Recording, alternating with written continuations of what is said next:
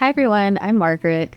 Hi, and I'm Gabby, and we are senior paralegals at Sang & Associates. And today we're going to be talking about a recent I-601A waiver that was approved just last month. So this case starts about 3 years ago with an I-130 petition, which is the first step to a waiver process. And then there is a consular processing, and then there is a final interview in Ciudad Juárez. The background of the client is the petitioner had been married multiple times. She had already petitioned a previous spouse for a permanent residency. She had suffered domestic abuse, and now she was declared legally blind and disabled, and this was her fourth marriage. Yeah, so on the surface, there were a lot of kind of like red flags. So we really had to make sure that we explained the bona fide nature of the relationship as one component, but also the basis of the I-601, which was to explain the extreme hardship that she would suffer without her spouse. And usually when we do these I-601A waivers, we start with a really in-depth strategy session that kind of feels like a therapy session, just because we're really trying to understand their story. For her, it was her fourth marriage, and this was finally the person that was really helping take care of her. It wasn't an easy relationship. So the couple had known each other for about 11 years before they came to get married. Why, after you've known each other for 11 years, you choose this time specifically to get married and start an immigration process? And the truth was that she was so hurt personally that she did not really trust anyone. But she fell in love again, and she couldn't really, avoid that part in life. And she was more open to now starting all over again after all this pain. She was living with her mother. She had moved back with her mother because of her health situation. And now she was ready to give it a last chance. In her words, she said, "This is my last chance at love, and I just want to try it because I want to know what to be happy feels like." In the midst of the process, her mother passed away.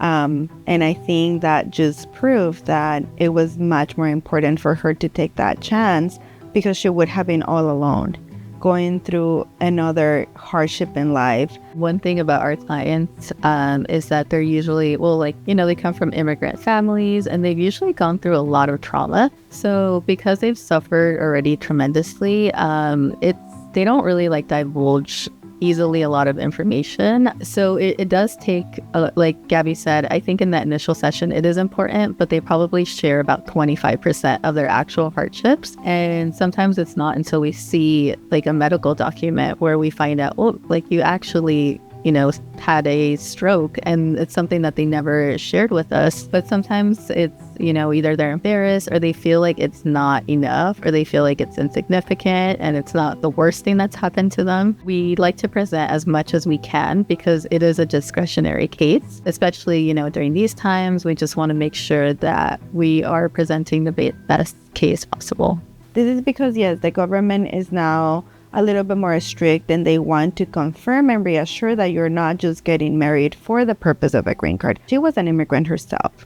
So she was originally from Mexico, and then she came to the U.S., and then she had naturalized. So she knew firsthand what it felt like to go through an immigration process, and she understood. But then her husband, it was his first time ever doing an immigration process, which I think, for him was really difficult because he had already built his life in the U.S. Starting this immigration process almost means that you may be starting all over again, depending on an approval or a denial. And then specifically this time, it's do I really want to put my name out there? One of the other parts that are scary in this type of cases is going back to the consular interview. You are leaving without any type of a status. You are going to interview with a consular officer that barely knows your story. Now, they only know one part of the story. They don't get to see the entire waiver.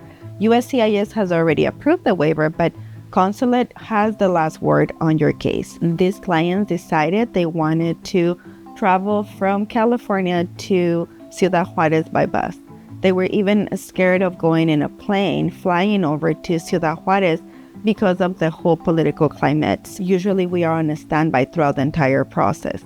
the minute they leave the country, we are on a standby making sure that they got into that bus, and then through the journey of, traveling back to Juarez, and then preparing for the entire process. There is a lot of things that have to happen in Juarez before you go to that interview. So there is a fingerprinting appointment, there is medical exam, and then you need to make sure that you have the right police certificate, and, just kind of like reminding them every step of the way of what they had to do, and making sure that everything went smoothly. I think that that's a key part to this success stories, is just making sure that we know that the client is safe and that they are at ease. We want them to walk into that interview as confident as possible. You could picture going for like a job interview for the first time.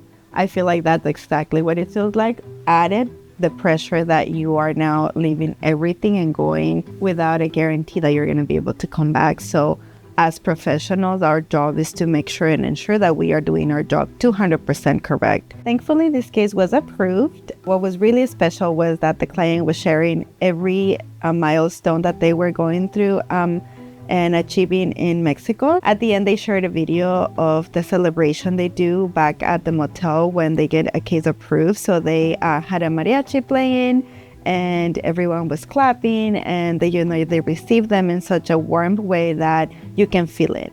And that was extremely, extremely special. That just, made our day. It made all the effort worth it.